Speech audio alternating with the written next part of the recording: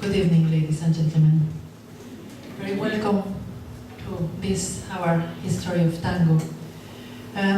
Allow me to introduce you one of the first protagonists of the evening, the gramophone.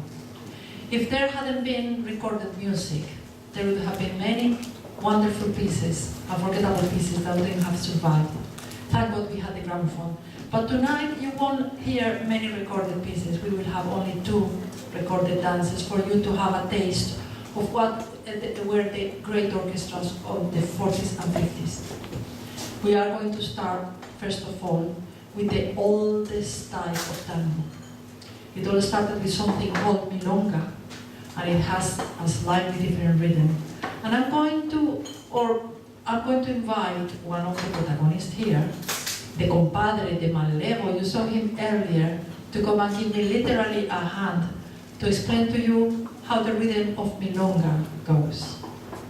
Compadre, are you there? He's there. He's properly dressed tonight just for the show, but don't believe that that's his normal attire, is it? Okay.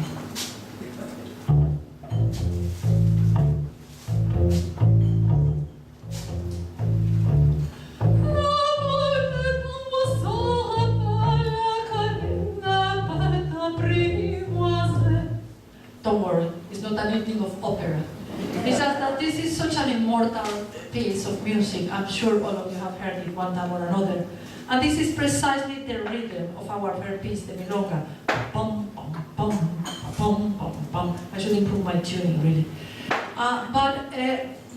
The next piece of music was composed by the father of tango, a milonga from 1903. El Porteñito. The father of tango was Ángel Villoldo. And his work is still very famous, still very played everywhere, many of his recordings. And for our first piece, El Porteñito, we need the collaboration of all the other protagonists. So we are going to first let's invite our Spanish immigrant. By the beginning of the 20th century, there were many more than 1 million Spanish immigrants amongst all the millions coming from Europe. And here's a flamenco guitarist originally. He learned in his country of origin, but he has brought it to the tango because this is how tango was done at the beginning. A combination of different influences of different musics from different parts of the world. And then we are going to invite our Niña Bien, a well-to-do girl.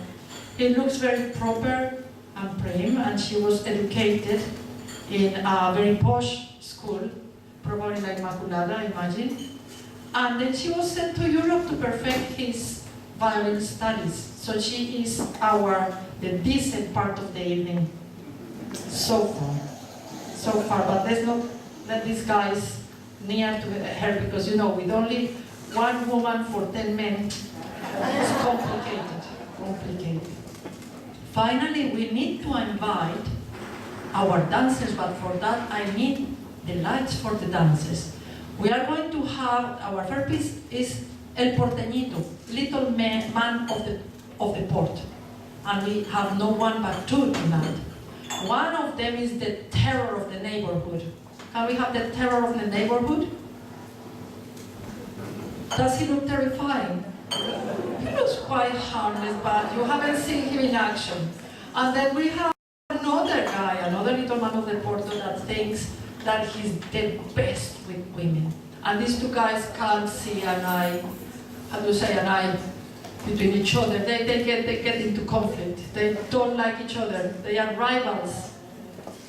And to accompany them, obviously, we need the girls.